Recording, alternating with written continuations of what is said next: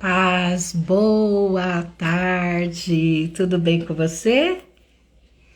Vamos para mais uma palavra onde o Senhor estará nos instruindo mediante a palavra dele. Deixa eu escrever aqui, ó. Semeie neste ministério.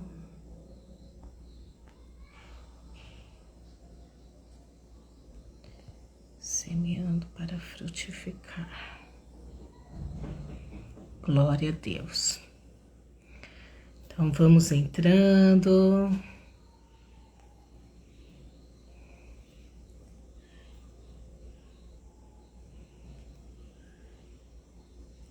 Seja bem-vindo em nome de Jesus.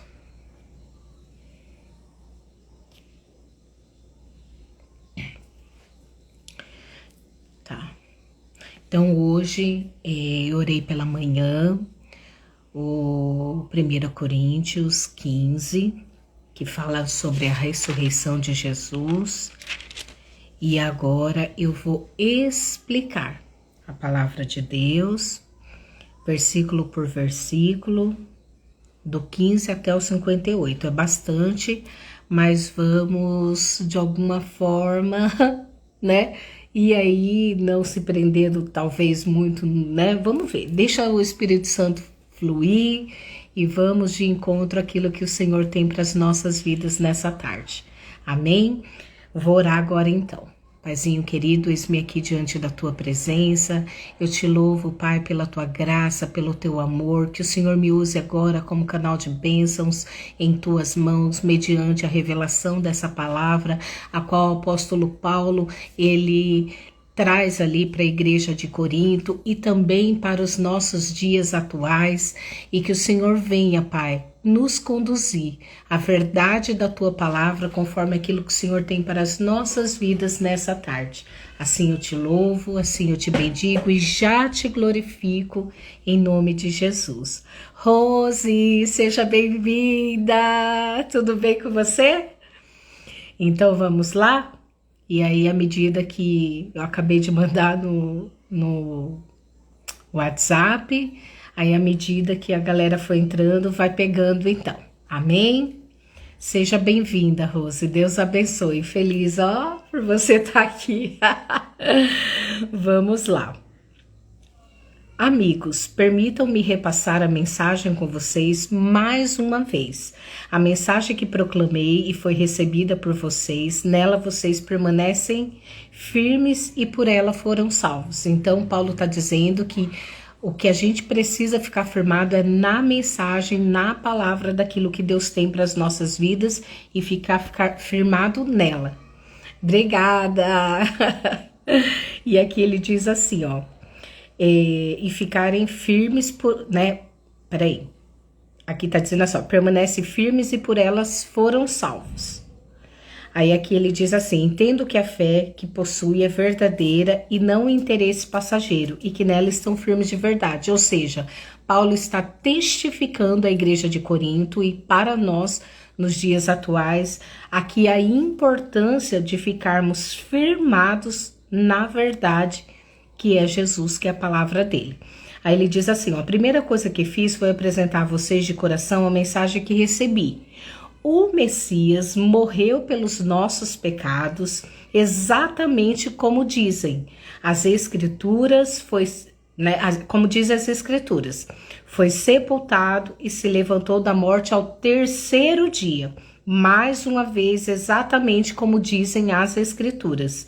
Falei a vocês que ele apareceu vivo a Pedro, depois aos seus seguidores mais próximo e mais tarde a mais de 500 seguidores ao mesmo tempo. Então, ali a Bíblia está testificando que Jesus ressurreto, ele havia morrido no terceiro dia, né? Lá na sexta, e aí morreu ao terceiro, né? Na sexta-feira e ressuscitou ao terceiro dia, que aqui conta como pra gente o domingo, né? E aí ele diz aqui, que ele apareceu a Pedro de carne e osso. Ele não ressuscitou só do Espírito, ele ressuscitou em carne e osso. E ele ressuscitou e apareceu a Pedro, a mais de 500 seguidores ao mesmo tempo. E muitos deles estão por aí, ainda que alguns já tenham morrido, né? Que naquela época, óbvio, já morreram todo mundo. Depois ele passou um tempo com Tiago e com o restante dos que chamou para falar em seu nome. E finalmente apareceu vivo a mim. Então, olha a grandiosidade do que Paulo está dizendo, que além dele aparecer a Pedro, né? Em outras versões, na versão anterior que eu li na Bíblia Online, tava dizendo que ele apareceu às mulheres também, né? Mas aqui essa Bíblia está dizendo que ele apareceu a Pedro, seus seguidores, e mais tarde, na outra versão, cita que ele apareceu às mulheres. Vamos ver se nessa mais pra frente vai aparecer. E apareceu inclusive para o apóstolo Paulo. Então, é irrefutável. Jesus, ele ressuscitou, né? E aí ele fala assim, ó, faz todo sentido que eu visse por último, pois nem mereço ser incluído no grupo original, como vocês bem sabem, já que passei anos perseguindo a igreja de Deus. Paulo tá dizendo assim, ó, eu vi ele por último, mas eu não sou nem merecedor, porque eu persegui o povo de Jesus, eu persegui o povo de Deus, né?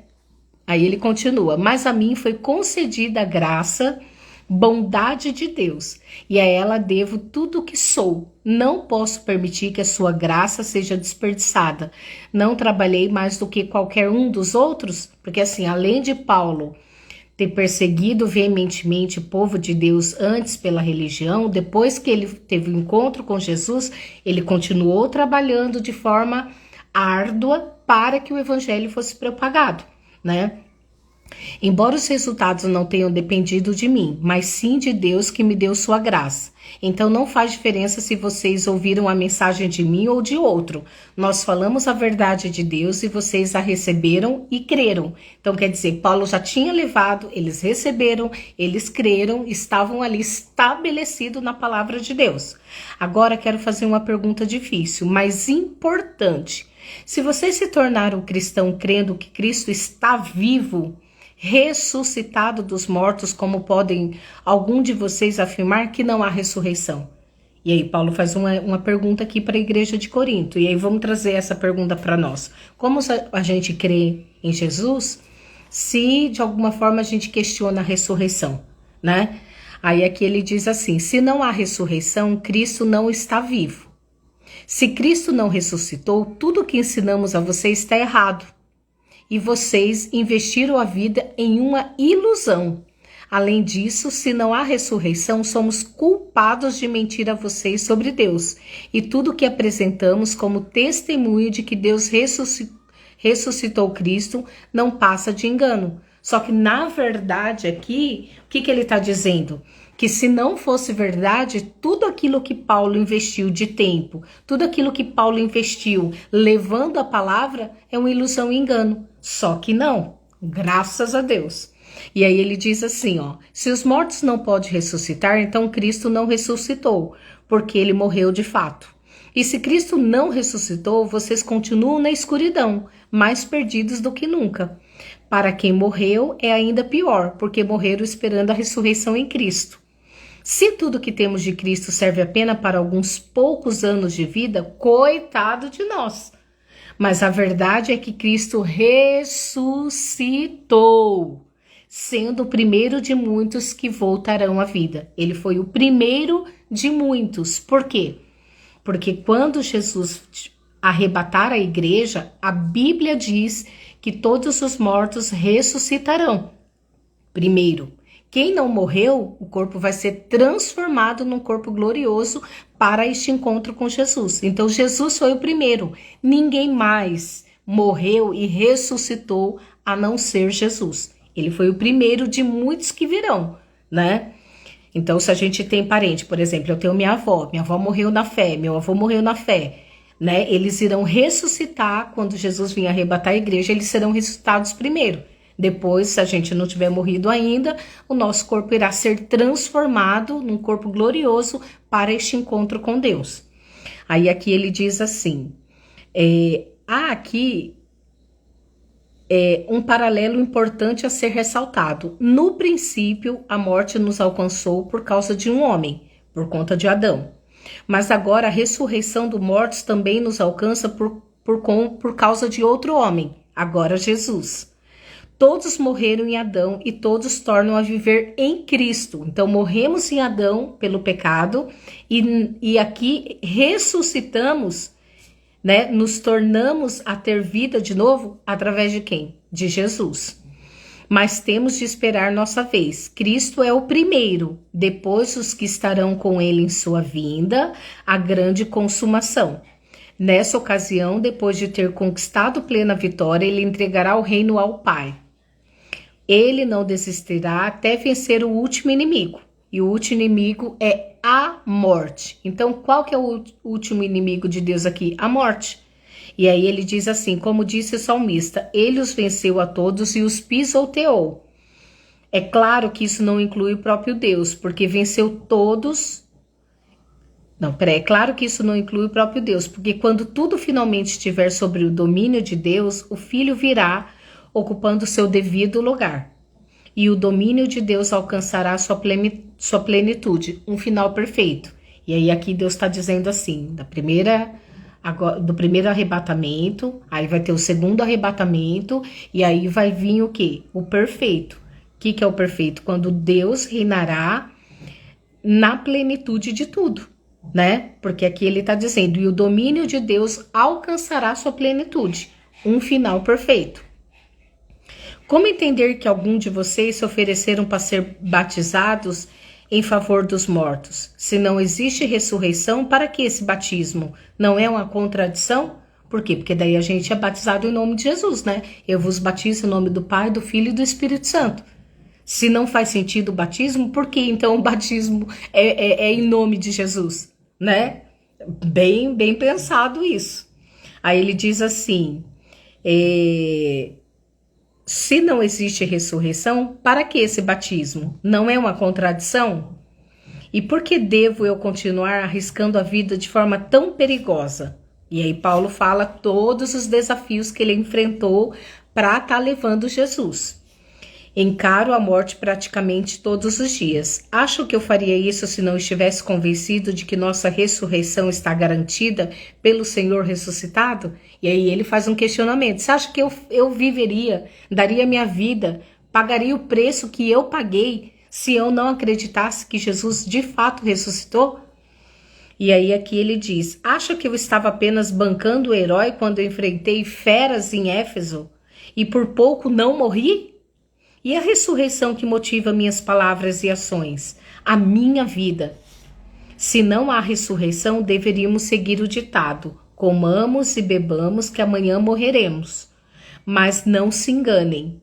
Não se deixe levar pela conversa de que não há ressurreição. Lembre-se, as más companhias destroem os bons hábitos. E aqui é o quê? Se você começar a andar com pessoas que desacreditam da morte de Jesus, não acreditam em Jesus, não acreditam que ele ressuscitou, é para você tomar cuidado. Não ande com pessoas assim, porque as más companhias corrompem o bom costume. Aí ele fala, pense bem, busquem a santidade de vida, não despreze a realidade da ressurreição, pois a ignorância a esse respeito... A ignorância a respeito de Deus traz grande prejuízo. A verdade é que uma discussão prolongada como essa é inútil. Aí ele fala, um cético pode perguntar, como pode haver ressurreição? Mostre-me, quero ver com os meus olhos. Com que esse corpo da ressurreição se parece? Na verdade, essa pergunta é absurda. Isso não se vê com os olhos, entende-se por uma ilustração. Quando plantamos uma semente, ela morre e logo nasce uma planta. A semente e a planta são bem diferentes. Então, o que ele está dizendo aqui? Que Jesus é a semente.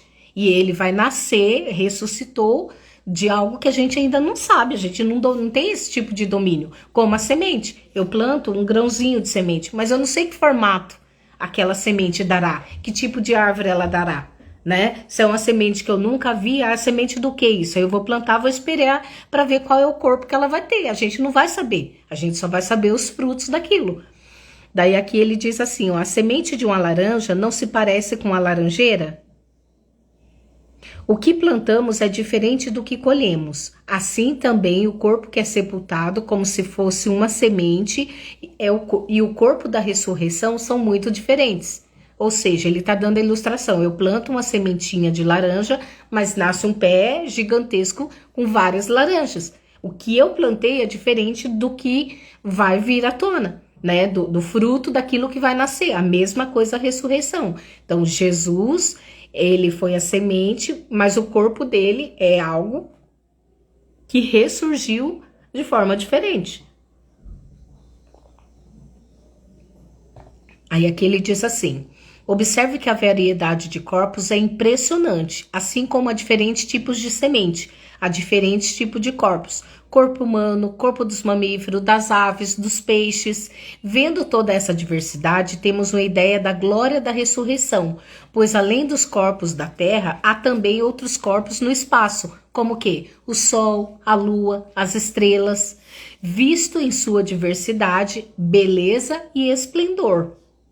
O que contemplamos agora são apenas as sementes, antes da ressurreição. Imagine como será belas e gloriosa as plantas da ressurreição. Então aqui ele está dizendo que nós, que de alguma forma iremos ressuscitar, né? Se a gente morrer, é claro, né? Porque aqui é quem já está morto, né? Ou mesmo a transformação do nosso corpo após a ressurreição é algo que vai ser glorioso, né? E aí ele diz assim, ó, a ilustração da semente que depois de plantada morre e ressurge como planta viva é, na melhor das hipóteses, uma simples comparação, mas talvez lance alguma luz sobre o mistério do corpo da ressurreição. É preciso, porém, ter em mente que seremos ressuscitados para valer, que estaremos vivos para sempre, que é o quê? O corpo glorioso para a eternidade, não vai acabar mais, né? E aí ele diz assim, o corpo que morre não manifesta beleza, mas quando ressuscitar, será glorioso. Sepultado em fraqueza, ressurgirá poderoso. A semente plantada é natural. Essa semente faz nascer o que é sobrenatural. É a mesma semente, o mesmo corpo, mas que diferença entre o que morre fisicamente e o que ressurge em uma imortalidade espiritual. Então aqui ele está dizendo da diferença, né? Que vai ser um corpo diferente, vai ser para um outro tempo, que é aí algo que será para imortalidade. Para prosseguir, devemos voltar a atenção para as Escrituras. O primeiro Adão recebeu a vida. Cristo, o último Adão, é o espírito doador de vida. A vida física vem primeiro, depois a espiritual. Então, o que Paulo está dizendo com um exemplo? Quando Deus criou o homem, que foi Adão, ele soprou o fôlego de vida e veio dentro já de um corpo físico. Agora, aqui, o que aconteceu? Jesus, o último Adão, ele é o espírito doador de vida, porque foi o Espírito Santo que gerou no ventre de Maria a vida para que possamos ter a eternidade, né? Então, ele doou a vida dele para que eu e você pudéssemos ter uma vida na eternidade. A vida física vem primeiro, depois a espiritual. Então, primeiro Adão, agora Jesus, através do Espírito Santo. Foi pelo Espírito, né? Foi sobrenatural ali. O início se dá na terra e o desfecho se dá no céu, porque agora ele já está no céu. O primeiro homem veio da terra e daí em diante os seres humanos são chamados terrenos. O segundo homem veio do céu e por isso seremos celestiais. Então agora somos terrenos. Quando ressuscitados em Cristo ou transformados num corpo glorioso, seremos espirituais, assim como os anjos, né? Assim como somos o reflexo do que está em nossa origem terrena, seremos o reflexo do nosso desfecho celestial. Amigos, eu preciso enfatizar que a vida natural terrena não nos leva ao reino de Deus. Sua própria natureza é morrer, portanto, ela não poderia terminar naturalmente. na vida do reino que dura para sempre. Por quê? Porque a vida terrena, ela morre e acaba quando a gente vai no túmulo. Seria assim, só que ela não acaba aí. Tem Jesus que entrou na nossa história, entrou na nossa vida e vai dar um desfecho espiritual para a nossa vida em eternidade, né? Aí ele fala assim, mas quero compartilhar algo maravilhoso, um mistério que talvez eu nunca entenda totalmente. Ó, o próprio Paulo, diante de tanto conhecimento, diante de tanta sabedoria, ainda aqui dizendo que nem ele entende totalmente. Nem todos os cristãos vão morrer, mas todos serão transformados, que daí é isso que eu falei para você. Então vamos pensar assim, né? Os meus avós já morreram, eu creio que quando Jesus vier no arrebatamento, a palavra diz que eles serão ressuscitados primeiro. Por exemplo, eu tô viva, não é esse corpo da Tati imediato que vai subir, ele vai transformar isso num corpo glorioso. Se eu morrer, óbvio que vai acontecer a mesma coisa com o que acontecerá com os meus avós, né? Com todas as pessoas que amamos e perdemos, que morreram em Cristo. E aí ele fala assim, mas vai ter o quê? A transformação. Então, as pessoas que não morreram, elas terão um corpo transformado para se encontrar com Deus, né? E aí ele fala assim, o toque da última trombeta soará num piscar de olhos e o fim chegará. Que o arrebatamento é isso, é não abrir e fechar de olhos. Ao sinal da trombeta celeste, os mortos se levantarão para nunca mais morrer, pois a morte perderá o seu poder. Do mesmo modo, todos nós seremos transformados. Na ressurreição será assim, o que é perecível será substituído pelo que é imperecível, o mortal substituído pelo imortal. Então fará sentido o ditado que diz, finalmente foi a morte derrotada pela vida. Ó morte, não está agora vencida? Ó morte, quem temerá o que era temida? Então aqui ele está dizendo que a morte não vai triunfar sobre ninguém. Foi o pecado que tornou a morte tão terrível, e foi o código legal da culpa que conferiu ao pecado a sua influência destruidora. Mas agora, graças a Deus, que por um só ato vitorioso da vida, que é Jesus, e temos ele, por isso temos a certeza de que estaremos com ele em nome de Jesus. Aí ele diz assim, ó, que por um só ato vitorioso da vida, derrotado estão o pecado, a culpa e a morte. E tudo graças ao nosso Senhor Jesus. Diante de tudo isso, prezado amigos, permaneçam firmes. Força, nada de desânimo.